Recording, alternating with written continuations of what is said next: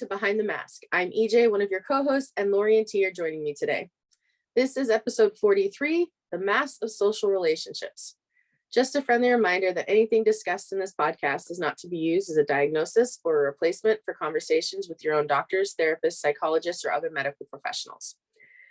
Like we've been talking about for the last few episodes, we are going to talk about social relationships regarding our personalities, because with different personalities comes different interactions, reactions, and ways of communication with your friends, coworkers.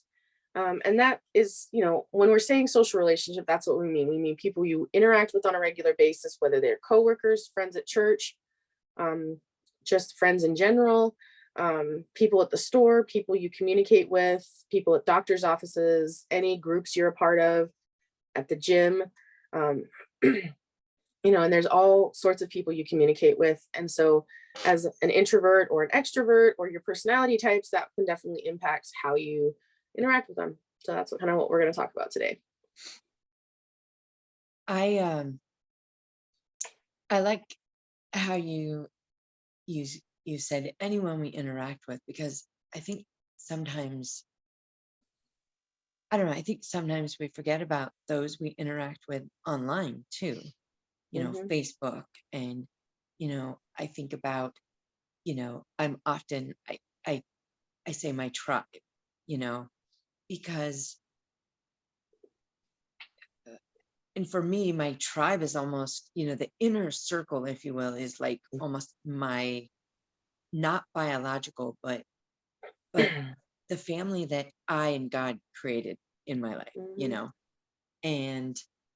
but I have, my Marine Bravo family, and I have, the international churches of Christ. We have all of those people that I'm associated with because of church. Right. And some of them, I don't know them anywhere but online. Right. And it's still a part of our social circle, It is.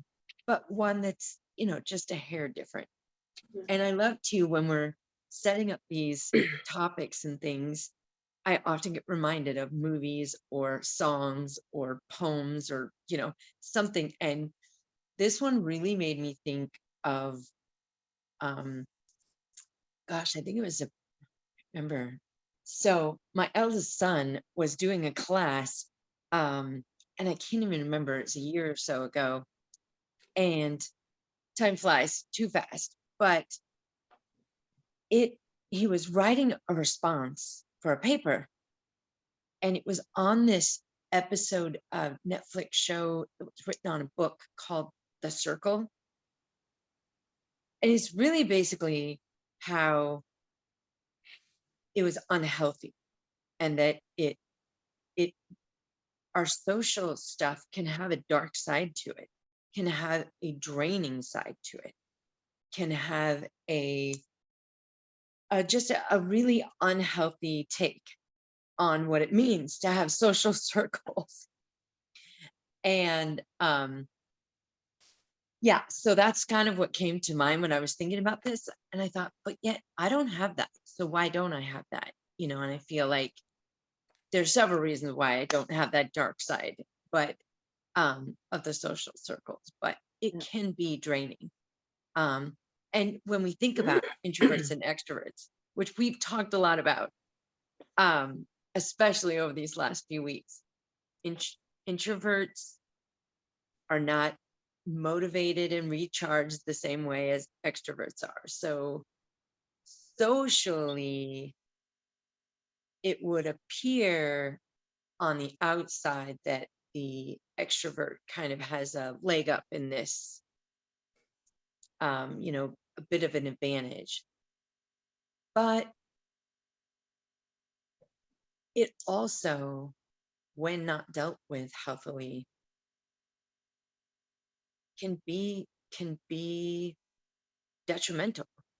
It can be draining, and it can become overwhelming, and we can become too involved, and so that we no longer know who we are or where we are in those circles anymore. So I think it can also allow someone like me to ignore their own personal needs or run away from things they don't, I can Mhm. I can just be drawn into a whole nother world so that I don't have to face, Right. what I really need to face. And so that was really a huge part of the downside of social circles for Right. me.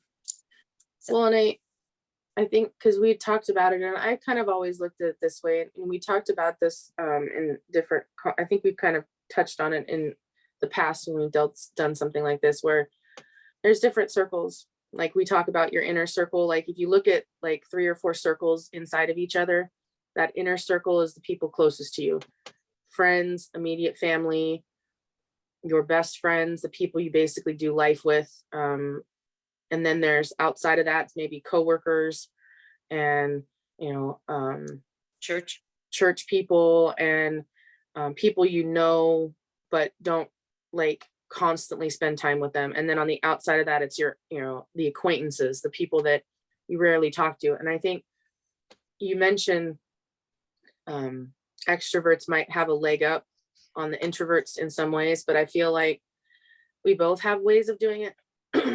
Excuse me. I personally really enjoy meeting people online because I'm able to connect with them, usually because of a shared interest. And that shared interest, I've made amazing friends from that shared interest. That after we started talking about that shared interest, we realized we have this in common, we have this in common, we have this in common. And next thing you know, we're like best friends because we have so much in common. And this one thing brought us together. Um, I I'm trying to be careful not to like say it this way, but it's hard to explain, and I guess I'll just say it. If you're not a person that I would normally be friends with, it's hard because like as a Christian, we're asked to interact and be involved with all people. But I feel like for people who have more of an interest in the same thing I do, I'm going to be more drawn to them. And as an introvert, I like a few people who are close to me, like you guys, my friends that I do the other podcasts with, and a few of my other close friends. Like I'll do like just about anything with y'all. But then there's other people that maybe share the same interest, but personality wise might not clash. So sometimes people are like, Ori and I, Lori and I can be oil and water when it comes to certain things. And it's funny, but it's like, but she's somebody I do a lot of things with. She's one of my best friends. And, Tina, you and I get along really well because we have similar interests and we also both are introverts. So we get each other on that level. And, but when we go to church or we go to a larger group, I rarely talk to people I don't know. And Lori can go talk to just about anybody, even if they just walked in off the street and had never been there before. And I can't do it. I didn't get that. Lori could be dropped in a third world country and everybody will learn to speak her language within minutes.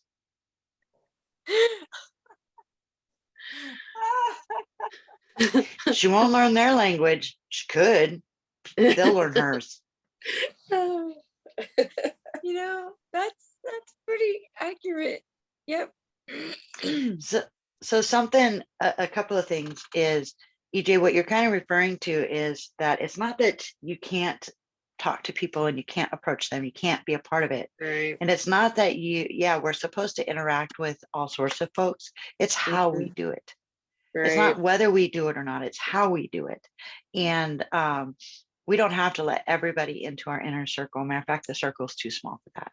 Right. Some of us have bigger inner circles than others, and that's fine. But sometimes too, what I've seen with people is if they don't have that defined circles, they don't have defined boundaries, Right. and the wrong person can come in and take advantage of that. So Yeah. there's more than introversion and extroversion.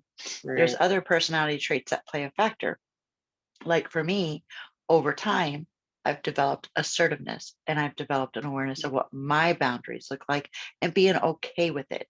When I Right. was younger, it was really easy to cross those boundaries because I didn't understand them. And I felt like if I held them, I was failing. That I was a failure because I had that, well, I'm supposed to. Right. I always saw it as like, well, I'm supposed to do this. Why, there's no good reason not to do it. And so people would cross my boundaries really easy, Right. oftentimes not meaning to, but they didn't know they were there. And Right. so I spent a lot of time being hurt when I didn't have to.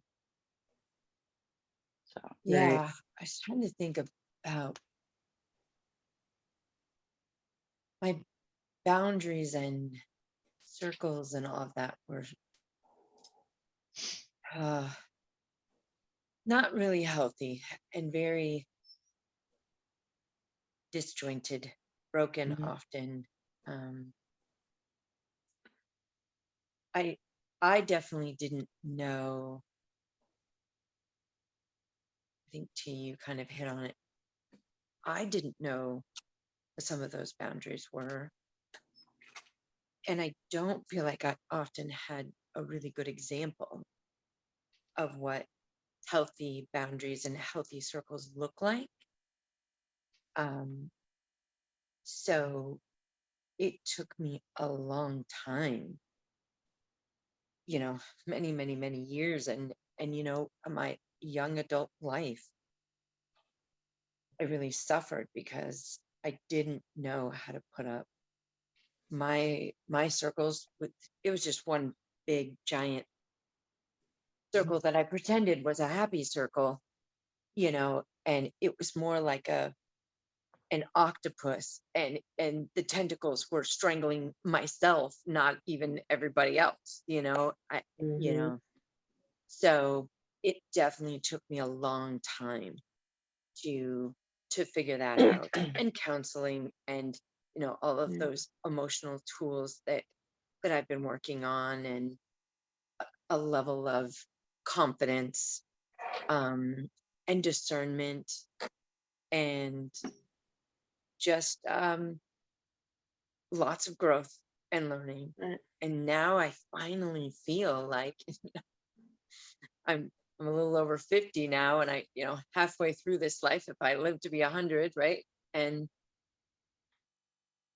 I finally feel like I understand what social circles are, and Right. what healthy ones look like, and feeling more comfortable in my own skin and within my own self, you know? And it's an amazing thing. It's very freeing, um, and very enjoyable, Yeah. but not something that I was used to in a healthy way. Right. I didn't have that. Yeah, and I was thinking about that too.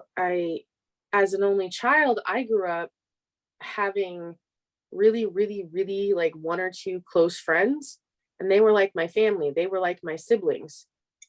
And I didn't I mean, then I had my friends at school, but even now I feel like I find a lot of people, especially once they become like part of my inner circle, they become like my siblings.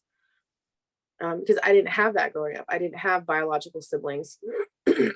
So I feel like sometimes um, it's kind of cool being an only child because I have that opportunity to, I don't know, pick my sisters and brothers versus, sometimes, I feel bad for those who have, large amounts of siblings or just a few siblings that they're not close to. I'm like, I wish I even had one that I was close to, um, or to be close to. So there's always give and take, and everything is going to look differently for everybody. right. I think that's something to remind yourselves is that just because one person has that level and that like people are their part of the inner circle doesn't mean they have to be yours. Um, And that's the thing. You get to choose who's in what circle. yeah. Um, even family. Sometimes people have toxic family members and Yeah. they have to move them to an outer circle. It's not done out of Right. hate or anything like that. Right. It's done out of preservation. Right. So you certainly can move people through. Um, I come from a large family. I'm not close with all my excuse me, my siblings. Right. There's a lot of reasons for that. It's not because they're toxic. It's just the way that our lives went. But when I Mhm. raised my daughters, I raised them. You guys will always be sisters. Right. You guys will always be there for each other. There, I had that mindset with them, and I'm thinking about it, I'm reflecting, I'm like, was that fair to them? Well, no, it's fair because they're, as long as they have healthy relationships with each other, they will Right. move each other into an outer circle if they need to. They're like, yeah, Right. you're grounded to that circle right now until you get your act together, and then hey, call me, you know. So they Yeah, have that interaction, but that's just it. You don't, if someone's not working in your inner circle, it's someone not mean or cruel to move them to another circle. exactly. um, Yeah. because we need to surround ourselves with people who are going to not only be uplifting to us, but we can be uplifting back. And so, yeah, and I think, Lori, you kind of touched on this a little while ago, and in EJ, you did too, talking about the internet aspect. How does our internet friends that we've never met in person, where do they fit on our circles? And that's new. That's something that's new to society, that's new to people. Right. And if you don't have a clear idea of who you are and what you need, um, even that can be a problematic too. If that's your um, social network, but you don't have good boundaries, that's where Yeah. we can get internet stalking. We can get those kind Yeah. of behaviors happening because we don't really know who the other person is, only what they Right. present to us on the screen. And there's a Right. little bit more anonymity. Okay, I'm not going to try that word, but there's more of that. Yeah. Uh, you know, and so it's a lot easier for predators to Yes. show What up. was it? So that's a Isn't there lot of a stuff. term in the dating world about not Catfishing. be catfishing? Yes. I was Yes. like, what fishing? But explain a little more about that, EJ. It's where you're not who you say you are. So catfishing has become a thing, where basically a man or a woman will impersonate somebody else. They will create a dating profile or an Instagram or a Facebook, and they basically will put on pictures that they found in magazines, or they will have a person, and they will basically take on this persona. Sometimes men will do it with women or vice versa. They go on a dating website and they start chatting up, and things sound great on the surface. They seem like a great person. And all of a sudden they try to interact, like, oh, I'm going to be in your neck of the woods. We should meet up, or, oh, let's have a date. And then things just go downhill from there. There's unfortunately a lot of stories online, and since the dawn of the internet, there's been bad stories. My mom was terrified of me being online and meeting friends. Um, but I was really lucky. I had a friend that I met online through a mutual interest. It was like 1998. We had the internet a few months. I met her in a chat room. We started connecting, emailing, chatting online, and then we started talking on the phone. And once we started talking on the phone, we realized we're legit. Like, we're not stalking each other. We're really who we say we are. And her parents actually reached out to mine, and they came to visit. Their parents and themselves came and surprised me. And it was so cool. We'd known each other by about 2 years by then. It was just really cool, like an opportunity that didn't come around. And unfortunately, because of where we live and our life circumstances, we haven't been able to see each other. So it's been like 22 years since I've seen her, but I've had her as a friend for so long. Like, and she's considers me so close that she's actually put me in her will that I get custody of her son if God forbid something ever happened to her. And I was like, you don't just do that for people that you don't trust. And I'm like, I'm grateful for that relationship. And I have numerous other friends that I'm really close with like that. But yes, catfishing is unfortunately a really real thing. And it can start simple. Somebody follows you on Instagram that you think that is a legit person. They may have a few photos on there. And then you start a conversation. And it may start out, simple, like, how you doing? You start talking about the weather of wherever you supposedly live. And then, it could get a little deeper. Oftentimes it's a big clue if they start asking for money or for you to pay for things or to send them money.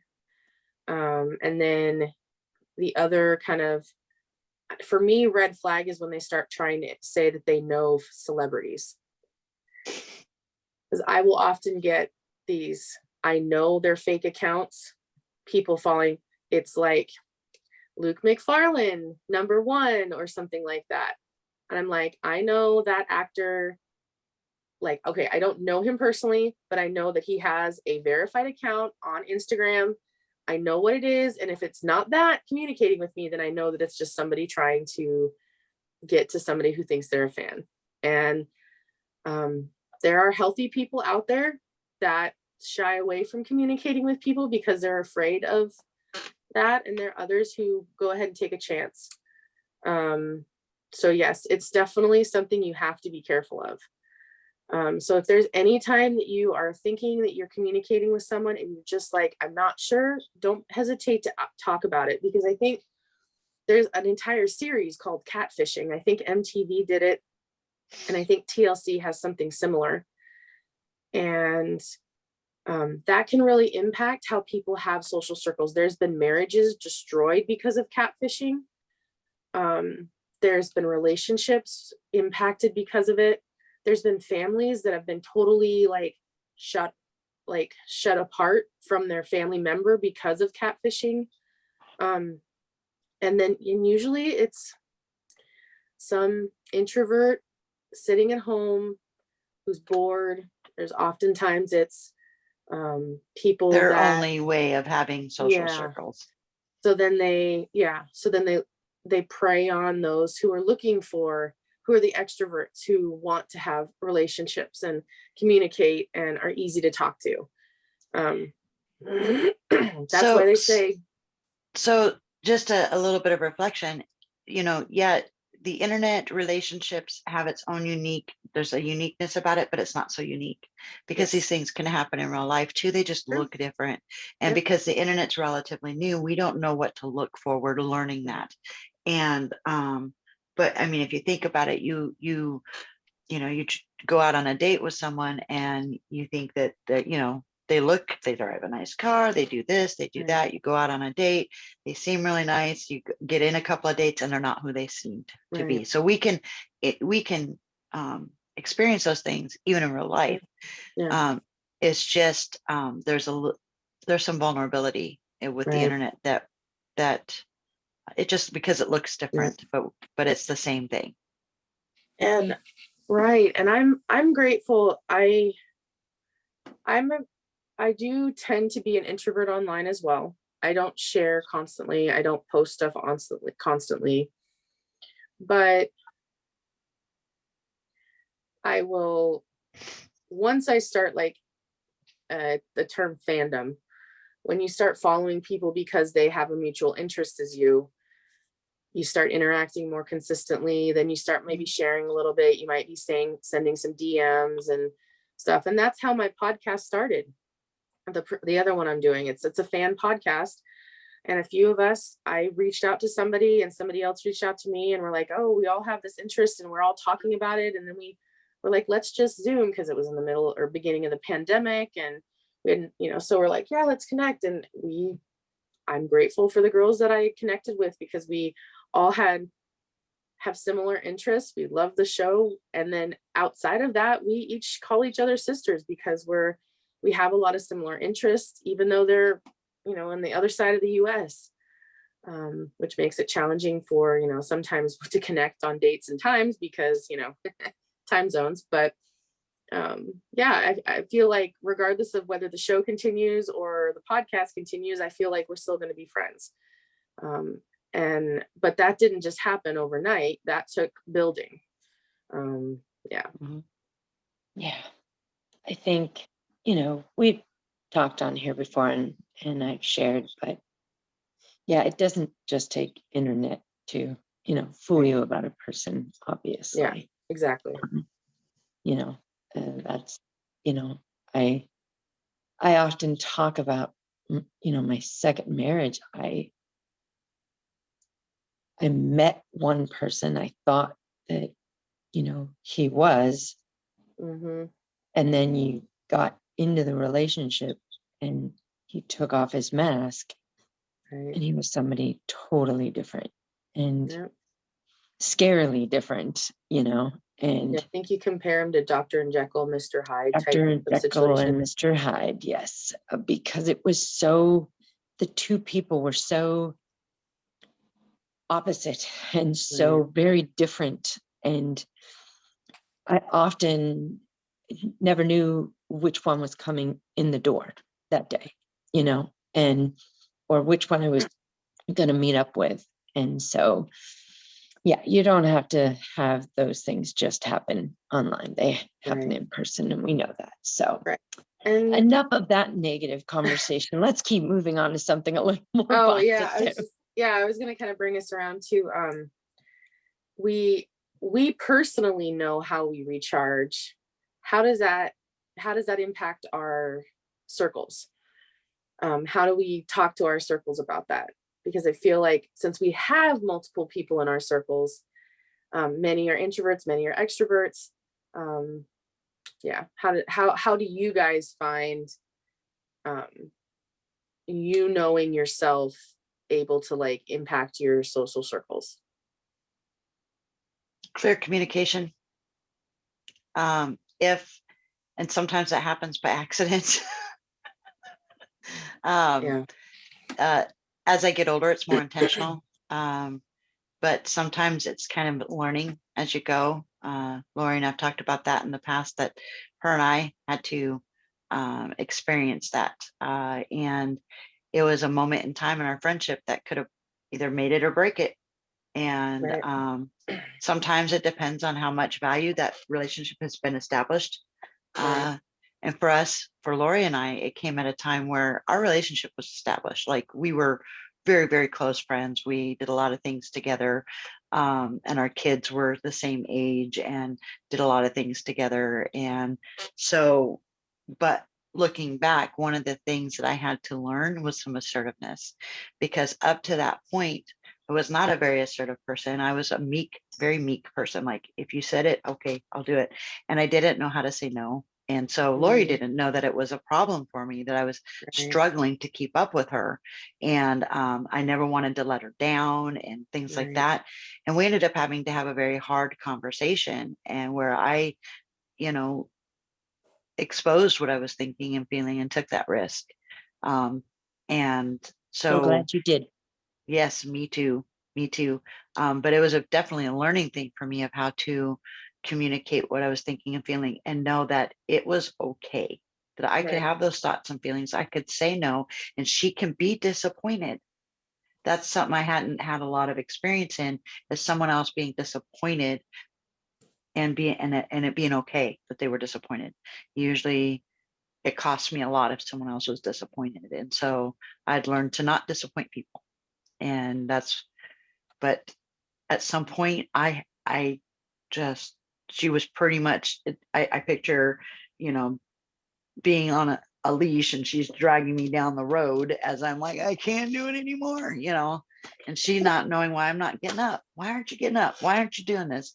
It's like, Hey, Lori, just that's like the best description I've heard of how I'm feeling lately. Oh, okay.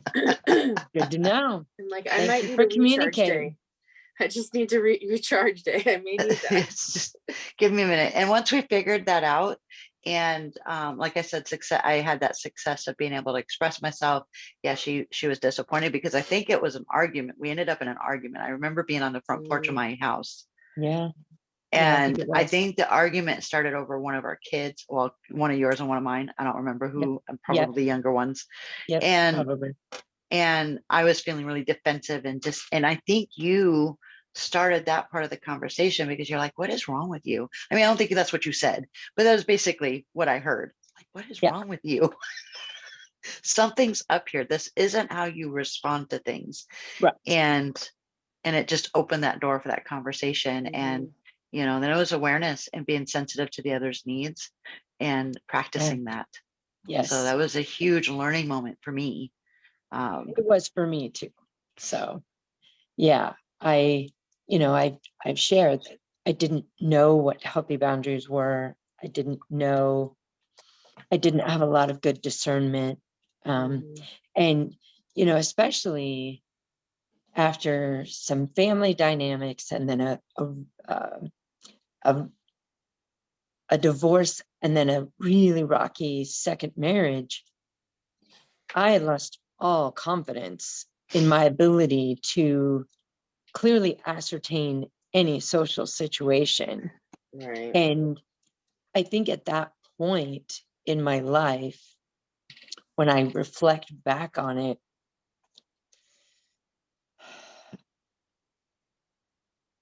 I was just moving forward, and either you were there or you weren't there. And I wanted you to be with me on that journey, but I'd also just, I don't know, I just was moving and no real purpose and no real direction. Yeah. And I needed that social situation with you to kind of pull me up short and go, okay, where are you going? What are you doing? As well as, what are you doing with someone else on this journey? And so it was very eye-opening for me as well. I think You were like one of those wind-up cars, the ones you pull back as far as you can, and then you let them go, and they just go zoom, and they may I love go all these straight, or they may metaphors. go off to the side. You don't know where they're going to go. But that's kind of what you were like. You were like, I'm just going. Like, it didn't matter what it was. It was whether it was drama club, whether it was church, whether it was, oh, there's a baseball game, or there's this, go, go, go, go, go, go, go, go, go. Yeah, that's what it makes me think of as one of those wind-up cars. yes. And actually, it's funny that you say that, because that's when I begin to know now that I have defined these things. That's when I know I'm starting to go off the rails. When I don't know what direction I'm going.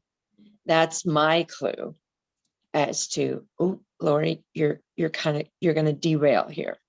Yep. I Yeah. think when you were younger, that worked for you really well, because you could go really fast. And if you weren't going the right direction, you would just change directions mid-stride, Yep. you're like, Yep. okay, I'm going over here. And you wouldn't derail as often. But I think there were things that happened in, like the second marriage and stuff like that made your tracks really narrow. And Yeah. so it was really hard to define Yeah. the direction. And you've done an Mhm. amazing job of working with that. So Thank Yeah. you. Thank you. Yeah. Yeah. I'm loving your metaphors in this episode. Oh my gosh.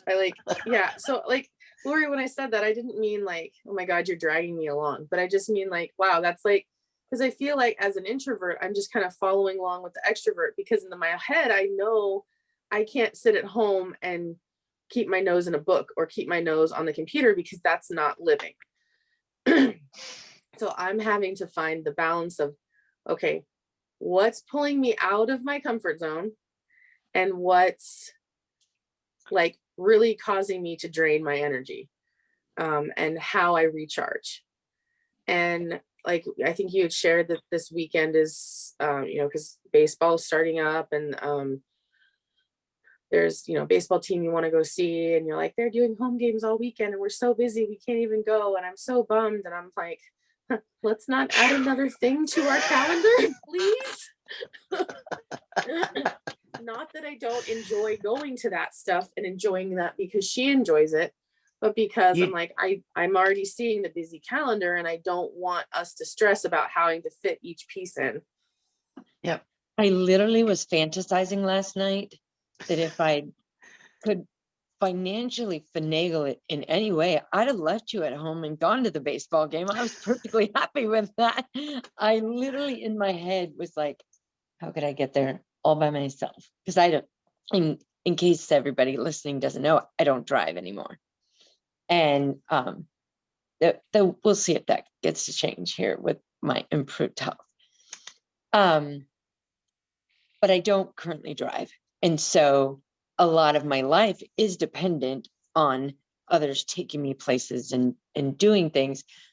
But literally last night, I was so down, because I love live sporting events. They're really one of my most favorite things ever. Favorite forms of enjoyment. And I just love them. and I will freeze to death outside. I don't care if it's cold. We already did that once this season. Yes, we have. And I just enjoy them. And I was fantasizing in my head and trying to figure out, how could I make this happen anyway? I'm really glad that I didn't, because honest to goodness, I have so much on my plate and I have a lot going on, and I'm very glad that my brain wasn't able to connect some kind of crazy thought to how I was going to get to put one more thing on my plate. But yeah. Well, I think, Lori, for you, one of the things that's happening too is that you did get your car has been pulled back to wind up. Maybe not like it was before back then, because you've gotten more together, but you've had such positive health changes that now you're eager to get on with life. And so your car got pulled back, and you're aware that you better make sure your tracks are in place before you let go. You're more aware of that now. So yes, very much so. And thanks for saying that. I know I keep bringing it up, but EJ, you had asked about what was the question you asked when we started this? But it was, how do we communicate? How do we healthily move back and forth between these circles and things? And I'm going to say it again. The biggest thing that I have learned is when I take care of myself first, I question less, and I have much better discernment. I have much more grace and much more patience, and an ability to focus on where I'm going and what's going on when I'm taking the time to self-care, when I'm getting sleep, when I'm eating, when I'm mindfully engaging with my food, and having the rest of the things then flow together. And it's so much less difficult to navigate between those circles and define them and feel comfortable in them. So I've said it, I said it last episode, I'm saying it again this episode, I'm going to say it again, because it really has become my new mantra. When I can engage in good self-care, communication, grace, patience, all of these things come so much easier. So much easier. Yeah, there's even an example this morning, like as a work situation came up, and I'm like, I don't know what I was thinking. I was just waking up. I was like, how am I gonna fit this in the day? And so like, you're out there making coffee, and I'm trying to talk to you about how we're doing our day, and you're just like looking at me like the deer in the headlight look. And like, you're like, I haven't even had my coffee yet.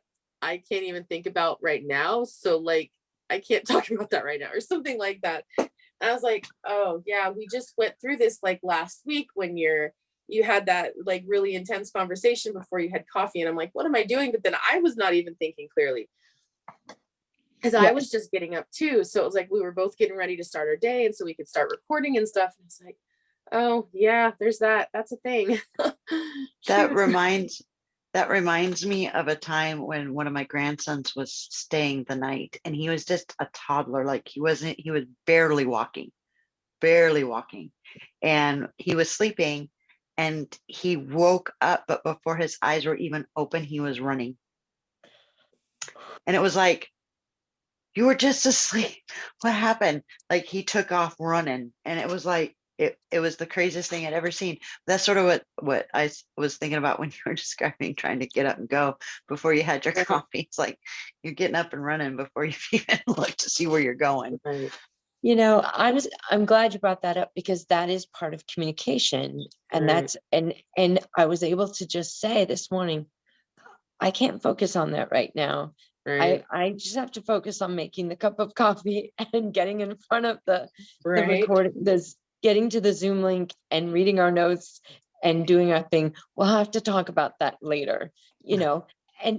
But I don't think, I know it seems very simple, but probably in the first time we were roommates, or even prior to that, I don't think I would have been able to identify that Right. because I would have just reacted because I'm a very reactive person. And That's a I good would have point. just previously reacted. And then, it could have snowballed and gone into something. But the great thing was this morning, it didn't. It was like all of a sudden it was her wake up call to go, oh yeah, we're just trying to focus right now, just trying to wake up and, um, move to the next thing. So it allowed EJ time to go, oh yeah, maybe this isn't the best time to bring this up, Right. and it allowed me to an opportunity to say, yeah, no, I can't process that right now, and not in a mean way, not Right. in a overreactive way. Yeah. So I See, felt like that was a really good example of right. wise, good discernment and communication this morning. Yeah.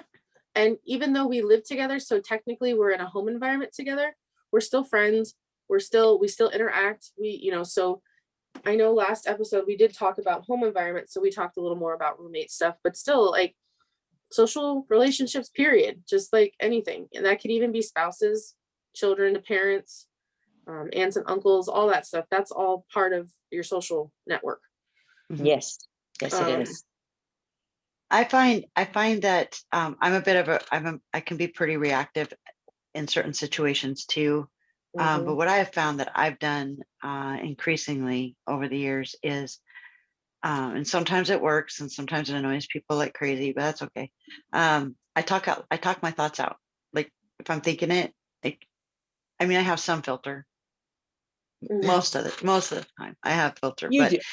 um, but I tend to like, if I notice I'm thinking or feeling a certain way, I'll preface my interaction with it. Like, gosh, today is such a rough day and I have a headache. So I might seem a little off, but it's not you, Right. or something Yeah. along those lines to kind of cue people in.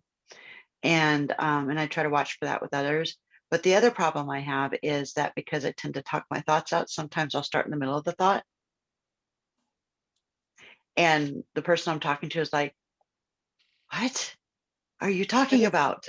Because Okay. I'm already halfway through the topic. Now you're speaking my roommate's language. Yes. She does that a lot. And I come in and I'm like, what page are we on? What are we talking about? I'm so Right. lost. and I'm so like, yeah, because like I'm trying to process, and then you're like, what's wrong? And I'm like, blah. And she's like, I don't even know why you're talking about that right now. I And I'm know. like, I'm like, because I'm my so brain is lost. processing it all together. Yep. And Yep. I'm halfway through my story already. I mean, Yeah. whatever's going on in my head, it's kind of like, if I had a bad morning and, I kept dropping things and, my coffee spilled and just nothing's working right. And I look to someone like my husband or someone else and I'm like, and then my coffee spilled and they're like, and then what happened before? I'm like, oh, I didn't say that part out loud. Yes, I've done that before. Okay, let me start back at the beginning. Right. And then I'm annoyed because of, why didn't you catch that? Then I have to Yeah. repeat Read my something mind. that I didn't actually say, but I thought I said. Yeah. Right? Yeah. Oh, yes, yes. You two are communicating well together. I'm feeling it. Or I'll be going along talking and someone goes, wait, that was really good. What was that again? And I'm like, no, I already said it. It's gone. Yes. I'm like, I don't know what I just said. I just said it. It's done. Yes. Oh gosh, I love you two so much. Oh my gosh, it's just so funny. I'm like, this is that part of the two of you that is so alike one another. My clients bring notebooks to sessions because they've gotten so used to me doing that. They'll be like, we'll be talking, I'll say something, they'll be like, wait, that was really good. And I'm like, well, shoot. Wish I'd have been paying attention. I love it. I love it. We've talked to a little bit. Everyone knows I don't like to focus on the negative, but I also no longer deny that it exists and I'm not running away from it anymore. And, I think about That's a start. Yeah, it's a huge one. But I was looking at our notes and we had this, how are our social circumstances and circles impacted by trauma?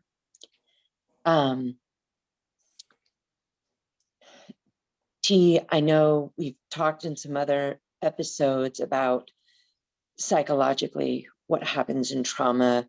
We're in fight or flight.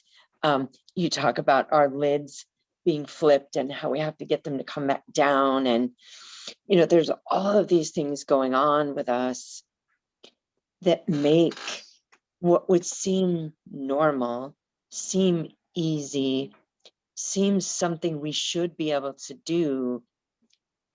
And yet when trauma comes in, grief, loss, Extreme abuse, stress. extreme stress, God forbid, school shootings, massive politics. I mean, the crazy world that we live in, enough said about all of that. It affects our circles and it affects how we respond, and it affects even our ability to move healthily and fluidly back and forth between those circles. And it's just undeniable. Right.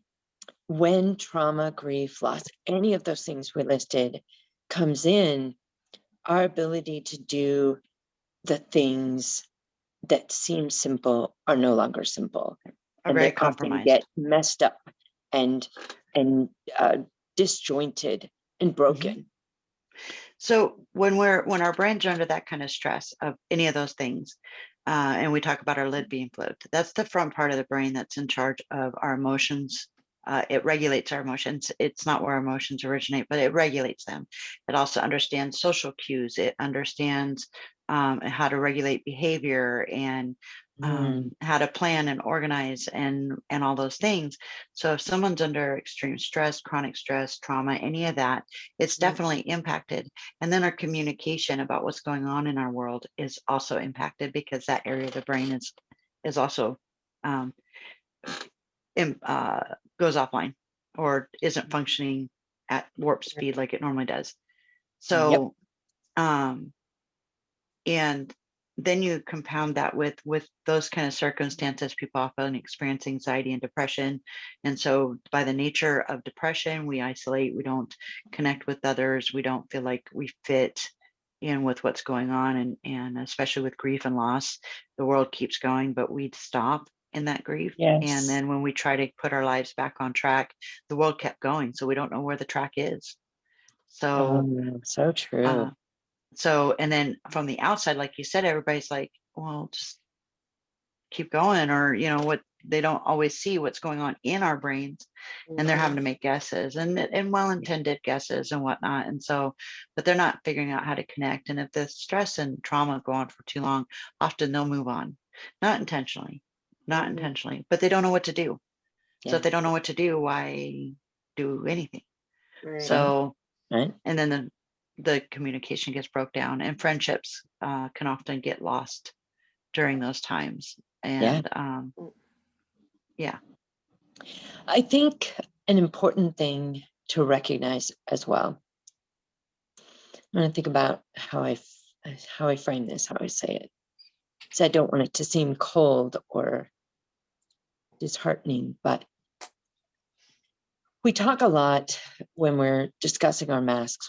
We talk a lot about ecclesiastical seasons within our life, where we are, and the fact that change happens, moves happen, jobs changes happen. I think it's important to realize in our social circles, especially even more so than family, biological or otherwise, that friends will come and go. And it's not always a bad thing. It's just a natural cycle and part of life. And it yeah, I just want to make sure not all change is bad. And and sometimes we have to let friends go Mhm. because they're engaging, in toxic things or unhealthy things. Sometimes we have to let them go because we or they are moving across the country. Then we choose at that point, how is this person going to stay in my circles? Are they going to stay in my circles? Or am I going to be okay if they just gently fade away off into the sunset? Mhm.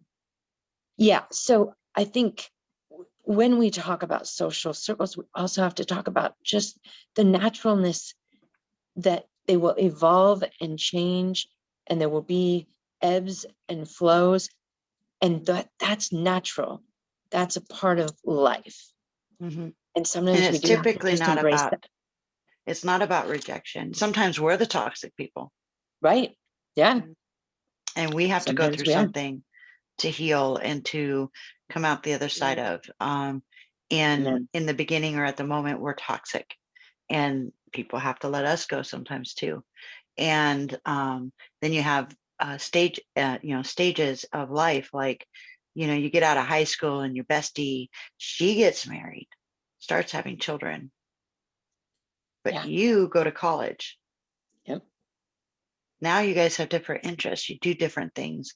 It's not that, Right, you don't love that person and wish them the best, right. but that's the way it goes, that's life. But or you get divorced, or you get and now, divorced.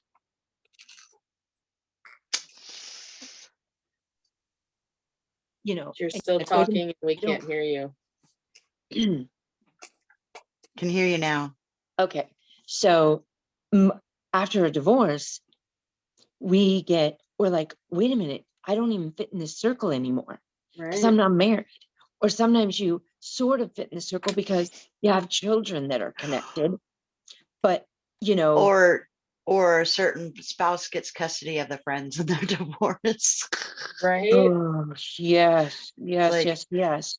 Or you're widowed, or whatever happens, we will have changes in our life.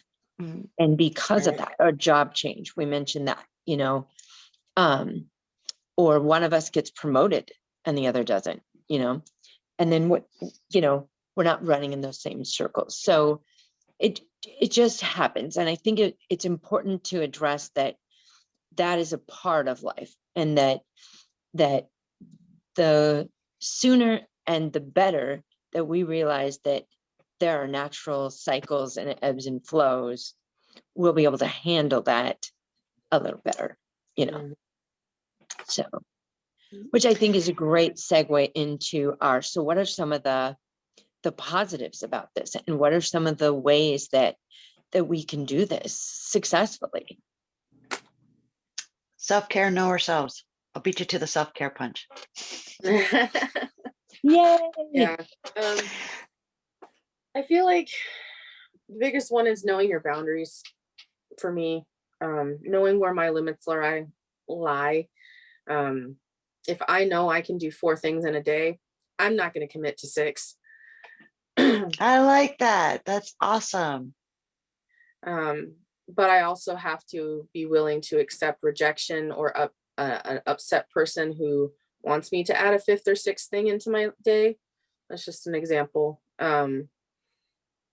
But I have a hard time when people are upset with me. So then it's like, okay, where do so then what can I do to, make that work, Um, and there's been times I've had to tell Lori and other friends, no, I can't do this, somebody asked me recently, am I making friends now that I moved here? I'm like, why would I need to make friends besides the ones I already have? Are you Like, saying I didn't have friends before? What? I'm like, yeah, it was just really weird. And I'm like, no, I'm good on the friend department. I'm like, I know it's like kind of what we're talking about, kind of not, but I just, I feel like I'm not content, but I definitely feel like I have a very solid, trustworthy group of close people. Um, And I don't know. I'm almost 40. I don't need to go out and start making friends again. Like that's something I do in high school and junior. Like, that's not, I don't know. Yeah. But then I'm like, on the other hand, I'm like, well, I did just move to this new city. I probably should make, friends, but I'm getting connected with some of the people at church, and so so like I'm doing that. So I have people here that I can, hang out with and stuff. But I'm like that, but the other people are as equally important to me. So I'm like, I'm not just gonna replace them, I guess, I want to make sure that I don't, you know. I think along with knowing your boundaries is knowing, like, and it's kind of what you alluded to too, is how big can your boundary be? So how big can your circle be? For some people, they need a large circle because they need a lot of people close to them. And Right. some people only need a few people close to them, and that's okay. It doesn't matter Mhm. which way it is, as long as you know what it is. Because that way you know where to stick the boundary. Right. Yeah, we've kind of touched on some of these boundaries and creating personal spaces. So you said self-care, so I'm going to use one of my other new favorite words. Resiliency is so important because it allows us to be flexible within those spaces that we've created, to be mindful, to allow for hurt, disappointment, joys, Mhm. highs, lows. It allows for us to be that whole, complete, rounded person within those circles, because we are comfortable, because we are not. And I think where I would say, EJ, you said you're not necessarily content, but contentment in my mind is something deeper. Like, it's not like I'm happy in this moment.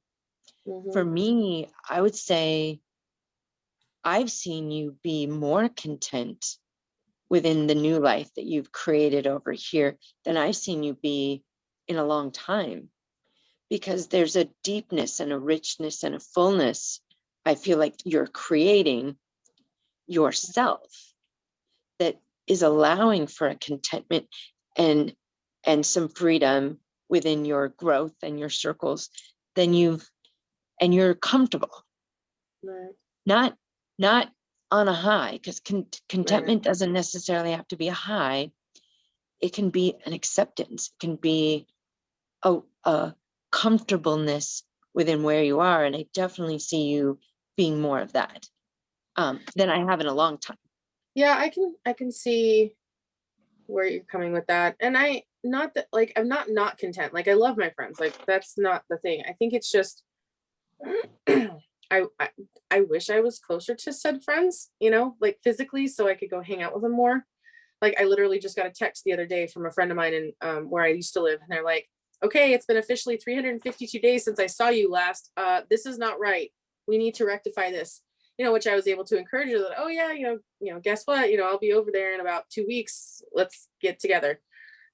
She's like, "Oh my god, yes." So yeah, I just, but yeah, when I came over here, one of my friends and I had consistent nights we talked online. We video chatted, and I've consistently kept those. And I know that it sometimes bumps into other things, but I'm like, you know what? No, like these are some of my really solid friends that I'm not just gonna say, sorry, can't talk with you now because I live here, or this is my new life, but I'm making it work. Like saying like, I can go do this, but I need to be home by 7, or I need to, certain nights. And I make sure that I don't talk with them every night, because I want to leave time for Lori and I to hang out and do stuff, or go to a movie, or movies aren't really a thing for me.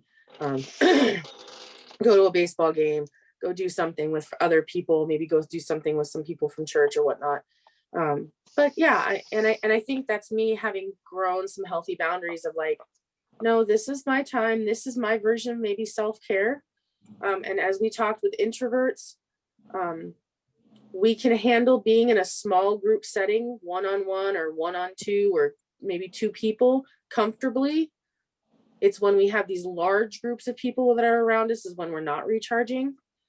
Um, Or when I So feel like yeah, my door is a revolving door that people just constantly keep coming in, and I can't shut it down. yeah. Oh, it's Well, funny. and now with Lori's son, her younger son is living as our neighbor, and we joke that we live in like an Everybody Loves Raymond type sitcom, because it's one of us is going into the other's house to take care of a dog or come over for dinner or take something to him. And it's, yeah. So we have that adventure too. It is literally a revolving door. Like some days we'll like be talking and all of a sudden like, oh, I hear the garage door, and which means, yeah. It's funny I that you think say that, because already this morning that young man has tried to call me 3 times while we've been doing this podcast recording. And I will say this, I'm very grateful for the fact that I did tell him, remember Friday mornings are, Right. our recording days. And it was just funny. So he's being mindful of that boundary, but he's still like, are you done yet? Are you done yet? I got to talk to you. Oh God. and that's No. see, and that's something else I think that is that we need to do is know who is in our circle. Yes. Right. We know Yes. what their strengths are, what their weaknesses are. I love the phrase aces in their places. So for me, Yes. that means is that I might have quite a few people in my inner circle, but that doesn't mean that I call specific, this person about everything. I'll spread it out. Yes. So it's like, okay, this person, I know that I'm feeling down, and that just hearing their voice, I kind of get lifted up. They just have a way of looking at life, have a way of reminding me of something, or I need someone to just listen. I'll call this Right. person. Um, just knowing who can handle what, some people can I'm really handle a glad lot that of emotion. I'm really glad you brought that up, because when I co-facilitate chronic illness groups, because when we're chronically ill, we are often more physically needy. And even because we can be more isolated, emotionally and spiritually needy than we would be if we weren't dealing with chronic illness. And one of the things I encourage every one of those group members to do is to discerningly identify who in their life is good at listening, who in